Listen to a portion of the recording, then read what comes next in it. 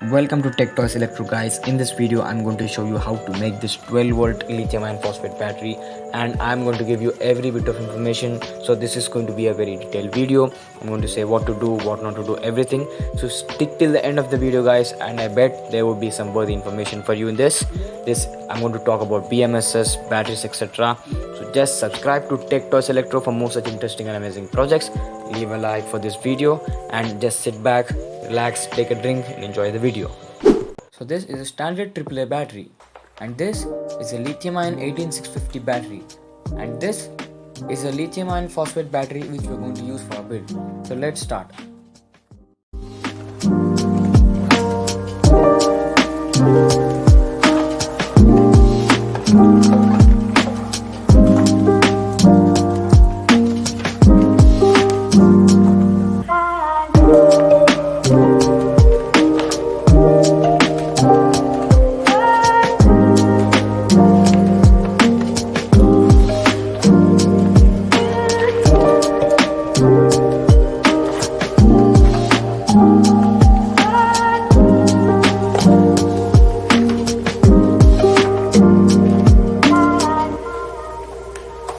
It is a good practice to check every cell's voltage before building the pack together, because the cells manufactured, they have a little slight voltage difference, so it's better to check all of them. And the exceptional case of the difference, of the potential difference of the cells, would be around 0.01 volt, because if they are more than that, and when we use the battery pack, when the cycles get up and down, then the potential difference between the batteries would increase, and then due to internal resistance, the cells are going to damage and completely imbalance battery, which we don't want to happen there. So make sure that you check every cell's voltage and they are exactly matching, and the exceptional case would be 0.0.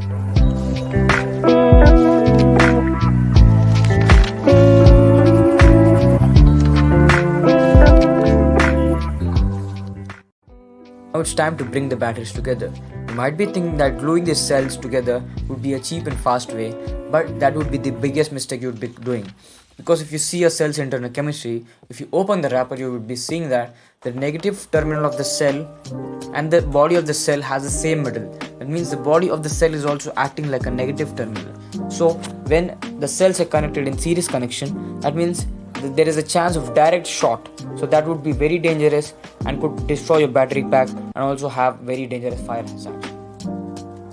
So here we're going to use something known as battery holders. So these are made up of plastic, so they are insulated, and this actually keep few millimeters gap between the batteries, which makes the battery pack more safer and organized. And you can actually make the battery case according to your battery's voltage and ampere. So let's start doing this.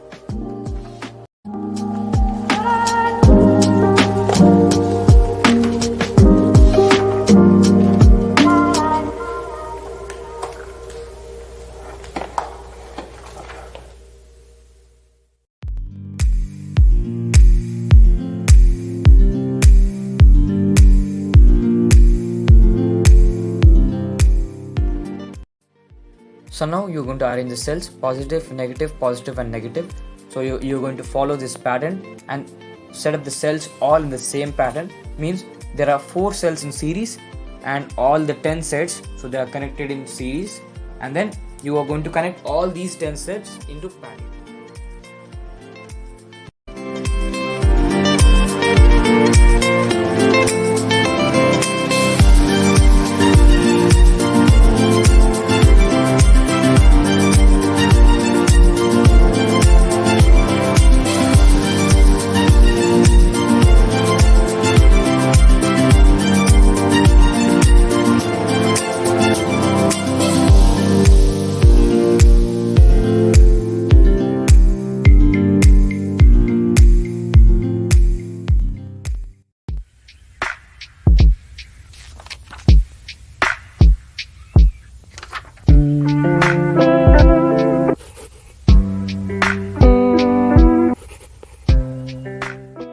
It's time for the connections, and you might be thinking that it's just fine to solder the battery with the wires, but this would cause the battery to sometimes quite extreme degree, and this would damage the internal battery and also the life cycles of battery.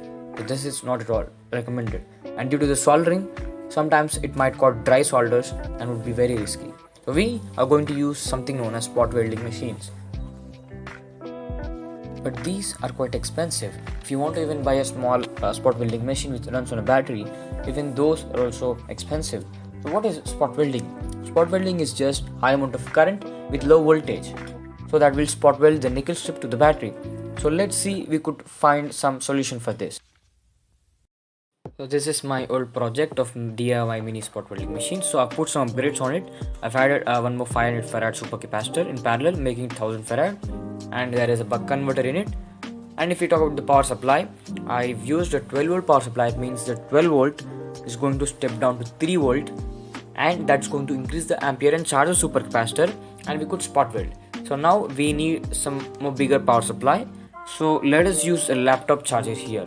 So this is a 65 watt laptop charger which outputs 19.5 volt.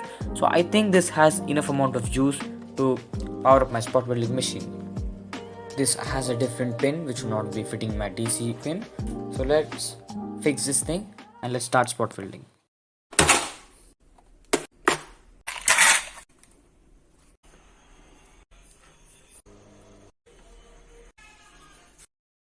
I think this is my mom's cable, so better be some careful with it. Wait, I can do something else with this thing.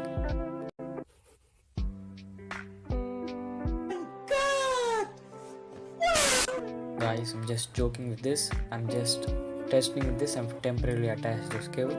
So let's fix this thing.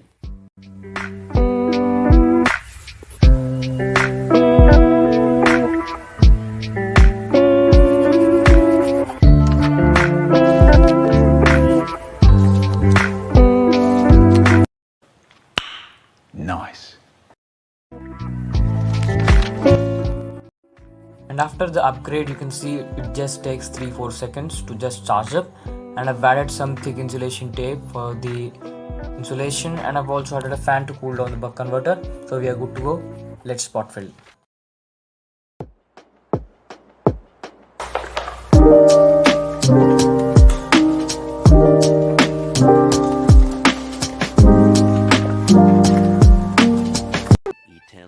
Later, 2000 years later. So now spot weld the nickel strip, same pattern shown here, just series 2 sets, and you will be getting two spot welding sets. And now it's time to just insulate these strips, because even a thin strip falls on it, it's going to damage your battery, it's going to short, so that is not good. So I better recommend you to use Captain tape because it has higher melting point than the tape I'm using. So let's just insulate all things.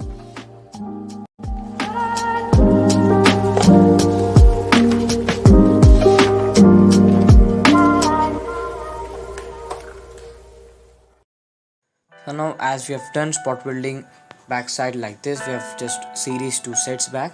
So now we are going to take the same nickel strip and then just spot weld in middle of that. So let's spot weld in middle of that, and we'll be left with the negative side you can see in the bottom and the positive side above. So let's spot weld these things, and I'll meet you guys in a second. And one more thing, guys, if you're wearing something which is conductive like steel bracelets or something like that, just remove them, because at this stage if any kind of metal is in between the middle section or it's contacting with negative and positive, it's going to short. So now finally we are done with the spot welds in between. So we'll do the same thing with the negative set and the positive set. So we need to parallel all these sets. So here is the nickel strip, and we need to parallel the negative and the positive sets. So just like this. So we would be getting our batteries positive and negative. So before that, we'll first insulate the middle section, guys, because if any kind of wire just goes and falls over it, it's going to spark, and it's going to be a very big headache for us. So just insulate this and finish the spot welding.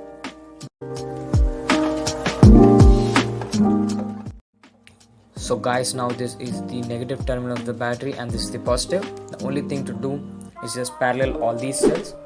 So now we're done with the negative, and we need to do the positive as well.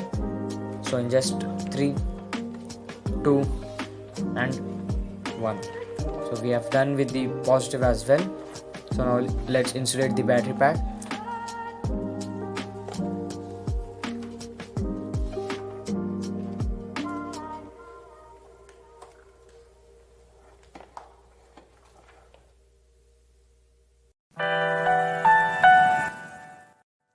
So guys, I've done a silly mistake here. So these are the clips, battery holder clips, and that side it's completely flat, so I need to cut them all. So I'll meet you guys after cutting this all.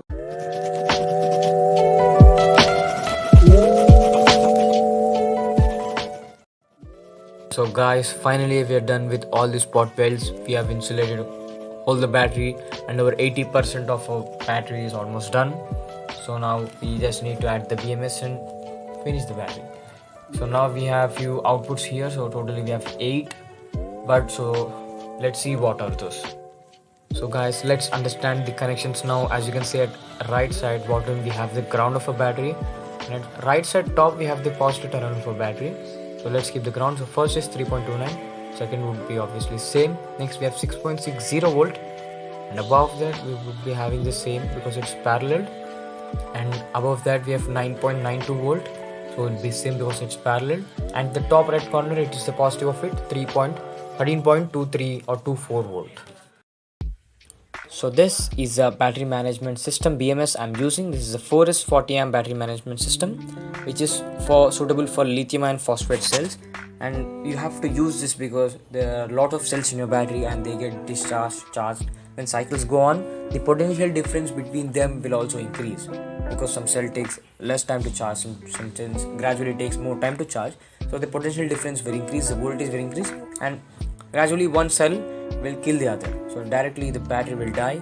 So this BMS will balancely charge all the cells, balancely discharge all the cells, and protect the battery.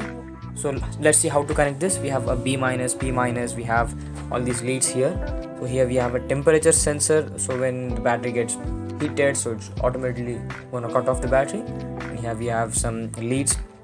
Here we have some balancing leads. We have a black wire, 4 red wires. So let's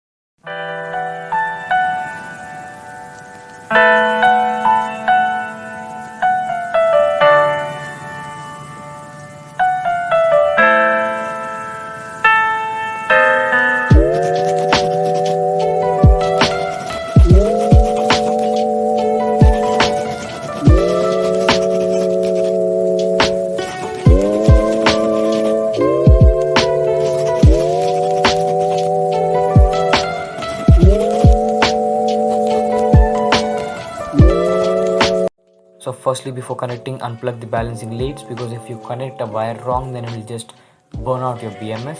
So let's understand the wiring first. Firstly, you will see a red and black and these balancing leads. Firstly, the black wire is the direct negative of the battery. So the ground of the battery will be taking directly from this cable, and we have another blue cable here. So this blue cable would directly attach with the negative of the battery. So we have the negative of the battery down here. Yeah, so we'll directly attach the blue cable to this. So let's talk about the balancing leads. So firstly, we have a black wire. The black wire will directly connect to the ground of the battery. That means even this blue cable right here is connected to the ground. That means the blue and black, they both are going to connect each other to the ground of the battery. And next, after that, we have the first cable.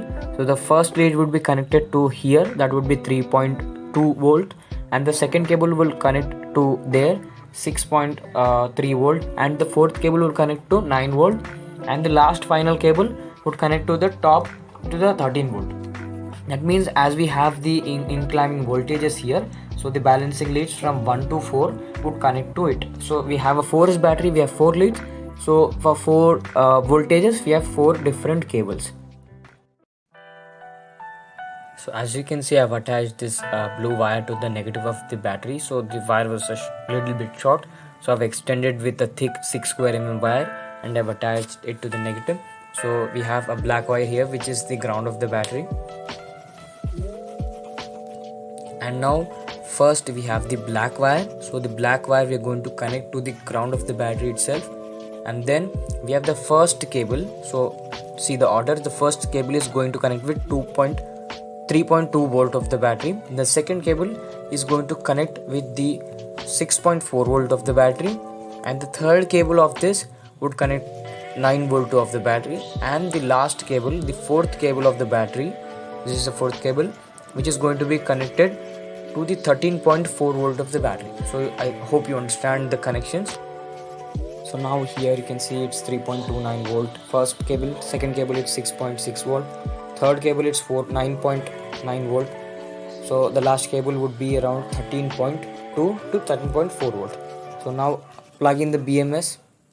So we are good, and I've insulated all the battery properly except the positive. So we have negative of the battery, and if you the positive cable of the battery, you should be directly taking it from 13.4 volt.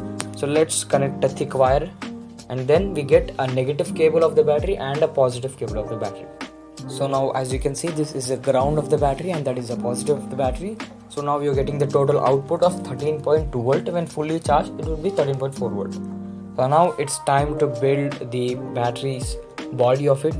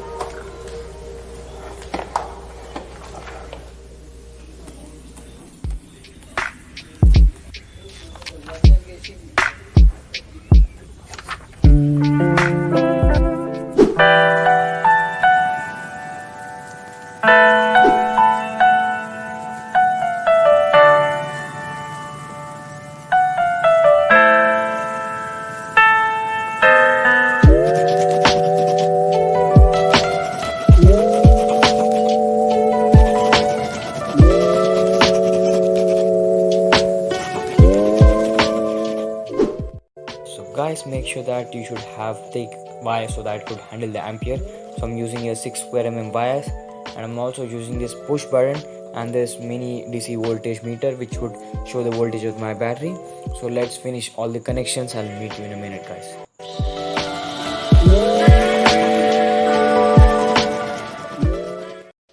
So guys, the connections are very easy. As you can see, there is a black wire here.